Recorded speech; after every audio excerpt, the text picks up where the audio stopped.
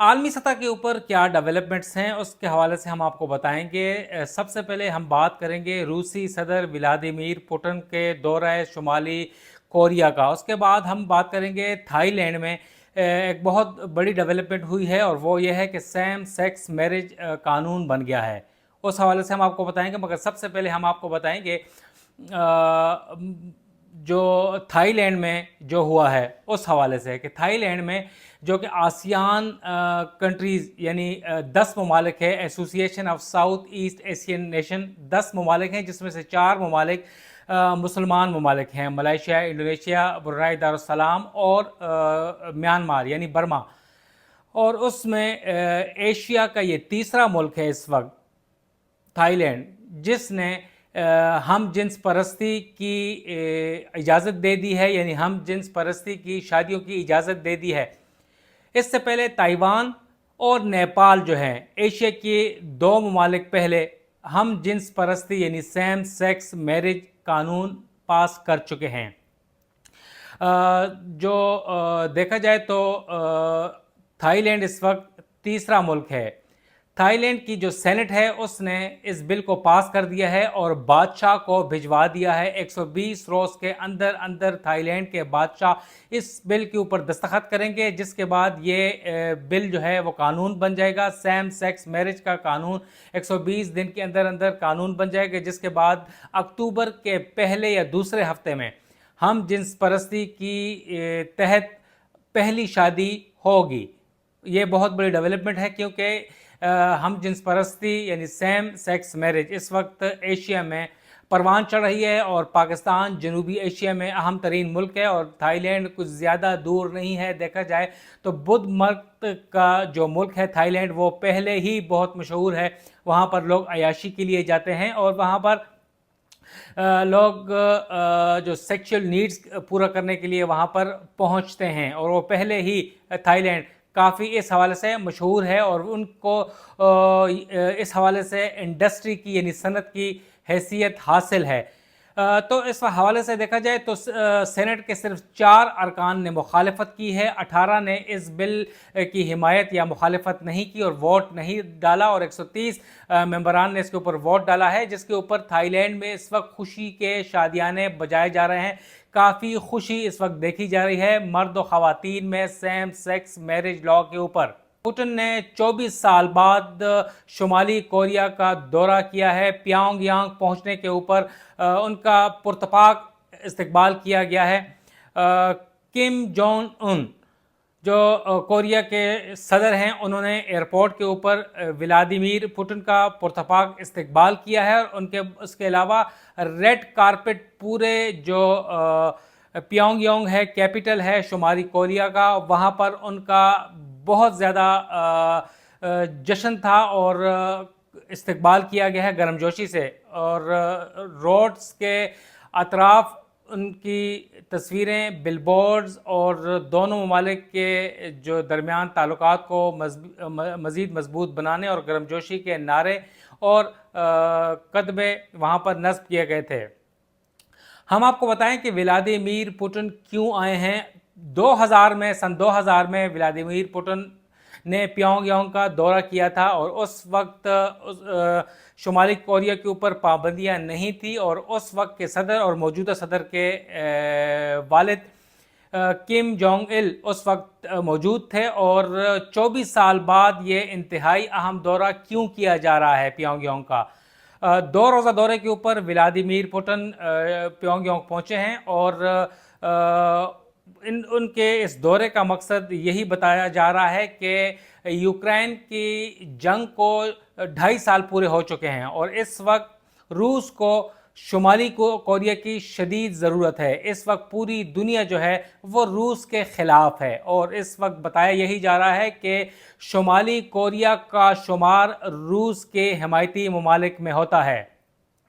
Ukraine کی جنگ کی وجہ سے روس کو بہت نقصان پہنچا ہے۔ اس کا جو جنگ کی وجہ سے، بمباری کی وجہ سے، میزائلوں کے حملوں کی وجہ سے ڈھانچے کو شدید نقصان پہنچا ہے، اور اس کی تعمیر نو کے لیے اس وقت روس کو افرادی قوت کی شدید قلت کا سامنا ہے، اور اس افرادی قوت کی قلت کو پورا کرنے کے لیے व्लादिमीर पुतिन ने शुमाली कोरिया का दौरा किया है। इस वक्त भी वो शुमाली कोरिया में है, 2 रोज़ तक वो वहीं पे रहेंगे। आज वो प्योंगयांग पहुंचे हैं और बताया यही जा रहा है कि रूस को किसी चीज़ की ज़रूरत नहीं है माँ सिवाय शुमाली कोरिया के जो अफरादी क़ुव्वत है। मगर क्या शुमाली कोरिया अफरादी क़ुव्वत भिजवा सकता है? 2019 में जब आलमी सतह के ऊपर पाबंदियां लगी शुमाली कोरिया के ऊपर उनके एटमी और जौहरी प्रोग्राम को वसअत देने के पादाश में, तो उसके बाद शुमाली कोरिया पूरी दुनिया में अपने जो अफरादी क़ुव्वत है वो भिजवाने से कासिर है। उनके ऊपर पाबंदियों की वजह से उनके बाशिंदे कहीं भी काम नहीं कर सकते। और अगर व्लादिमीर पुतिन शुमाली कोरिया के साथ मुआहदा करते हैं अफरादी क़ुव्वत का, तो पूरी दुनिया से एक हू एंड क्राई होगी, शदीद आवाज़ें उठेंगी उनके खिलाफ। मगर इस वक्त भी व्लादिमीर पुतिन के जो दौरा है शुमाली कोरिया के ऊपर काफ़ी तनकीद की जा रही है। वाशिंगटन, नेटो, यूरोप और दीगर ममालिक पुतिन के दौरे के ऊपर शदीद तनकीद कर रहे हैं। और इस वक्त अगर देखा जाए तो ज़ाहिरी तौर के ऊपर चीन भी बरखिलाफ है, मगर ज़राए का यह कहना है और एनालिस्ट का यह कहना है कि चीन भी इस वक्त पुतिन के दौरे शुमाली कोरिया का हामी है, मगर खामोशी के साथ। और दूसरी जानिब इस बात का भी पता चला है कि जब पुतिन शुमाली कोरिया का दौरा कर रहे हैं तो उस वक्त चीन के आला सतही जो वफ्द है, रहनुमा हैं, वो इस वक्त democratic peoples Republic of Korea यानी DPRK वो सियोल में मौजूद हैं और दो तरफ़ा ताल्लुकात को वसअत देने के लिए और अहम मुआहदों के लिए वो वहाँ पर मौजूद है। हम बात करेंगे पुतिन के दौरे शुमाली कोरिया की। शुमाली कोरिया का हम देखें तो इस वक्त शुमाली कोरिया को रूस से क्या दरकार है? वो टेक्नोलॉजी, खुराक, ईंधन, शदीद किल्लत है इस वक्त आलमी पाबंदियों की वजह से। शुमाली कोरिया में इस वक्त ईंधन की और खुराक की कमी पाई जाती है और शुमाली कोरिया चाहता है कि वो ईंधन और टेक्नोलॉजी रूस से हासिल करे और दिफाई और जौहरी ताउन को मज़ीद मजबूत बनाया जाए। जौहरी और एटमी पावर होने की वजह से शुमाली कोरिया के ऊपर आलमी सतह के ऊपर शदीद पाबंदियां हैं। गुज़िश्ता साल जो जासूसी सैटेलाइट फ़िज़ा में छोड़ा गया था शुमाली कोरिया की जानिब से, तो वो नाकाम हो गया था और वो भी आलमी सतह के ऊपर पाबंदियों की वजह से, टेक्नोलॉजी ना मिलने की वजह से। तो शुमाली कोरिया का यह कहना है कि वो रूस से टेक्नोलॉजी लेगा, ईंधन और खुराक लेगा, उस चीज़ की कमी है। और बाकी यूक्रेन के साथ रूस की जंग की वजह से इस वक्त रूस को हथियारों की शदीद ज़रूरत है। और आलमी सतह के ऊपर देखें तो दीगर ममालिक रूस के साथ ताल्लुकात मुनक़ता कर चुके हैं यूक्रेन के ख़िलाफ़ जंग की वजह से। और शुमाली कोरिया भी इस वक्त नज़दीक तरीन है उसके। और बताया यही जा रहा है कि इस वक्त जौहरी हथियार शुमाली कोरिया के पास बहुत ज़्यादा हैं और रूस चाहता है कि उससे टेक्नोलॉजी फराहम की जाए ताकि वो मज़ीद मजबूत मुल्क बन सके। तो आने वाले दिनों में आप देख सकते हैं कि एक दूसरा बहरान खड़ा होने वाला है, क्योंकि अमेरिका की जानिब से शुमाली कोरिया, चीन और दीगर ममालिक की जानिब से काफ़ी शदीद पाबंदियां हैं और उनके साथ पूरी दुनिया के ताल्लुकात मुनक़ता है। एक वक्त ऐसा भी था जब पाकिस्तान के ऊपर भी इल्ज़ाम आयद किया गया था कि पाकिस्तान ने टेक्नोलॉजी फराहम की है शुमाली कोरिया को, जब बेनज़ीर भुट्टो वज़ीर-ए-आज़म थी पाकिस्तान में, जिसका पाकिस्तान ने सख्ती से तरदीद की थी। पाकिस्तान के किसी वक्त ताल्लुकात कदरे बेहतर रहे हैं, मगर जौहरी और हथियारों की वजह से और आलमी सतह के ऊपर जो उनका मिज़ाइल सिस्टम है उसकी वजह से अमेरिका समेत पूरी दुनिया शुमाली कोरिया के ख़िलाफ़ है। और अगर रूस के साथ अगर शुमाली कोरिया के मुआहदे जो आज उसके ऊपर दस्तखत होंगे या कल, तो उससे जज़ीरा नुमा कोरिया के अलावा पूरी दुनिया में इस वक्त एक शदीद तनकीद होगी और पूरी दुनिया मज़ीद शुमाली कोरिया के ऊपर पाबंदियाँ लगा सकती है और रूस के ख़िलाफ़ भी جو سخت ان کی تنقید ہے اس میں اضافہ ہو سکتا ہے۔ 2.5 سال کے عرصہ گزر چکا ہے یوکرین کی جنگ کا، اور اس کے بعد روس اس وقت کافی پریشانیوں کا شکار ہے۔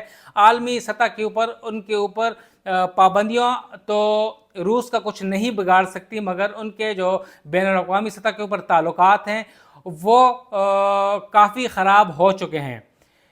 اس جنگ کی وجہ سے پوری دنیا میں خوراک اور ایندھن کی کمی کی وجہ سے بہت مشکلات ہیں، مہنگائی میں بہت زیادہ اضافہ ہوا ہے۔ کووڈ-19 کی وجہ سے جو خرابیاں پیدا نہیں ہوئی تھی روس اور یوکرین کی جنگ کی وجہ سے بہت زیادہ ہو چکی ہیں۔ یورپ نے بالخصوص اس جنگ پر شدید تنقید کی ہے، کیونکہ انگلینڈ اور دیگر جو یورپی ممالک ہیں ان کے اوپر اس جنگ کے اثرات کافی سخت آئے ہیں، اور وہاں پر انفلیشن ریٹ بہت بڑا ہے، جو اشیاء خورونوش کے علاوہ ایندھن کی قیمتوں میں بھی اضافہ ہوا ہے، کیونکہ زیادہ تر ایندھن جو ہے وہ روس سے آتا ہے دیگر ممالک کو، اور اس کی بندش کی وجہ سے اس کی کافی مسئلے مسائل پیدا ہو گئے ہیں، اور یوکرین سے دیگر جو کھانے پینے کی اشیاء ہیں، چنا ہے، باقی چیزیں ہیں، دالیں ہیں، وہ وہاں سے آتی ہیں، جس کی وجہ سے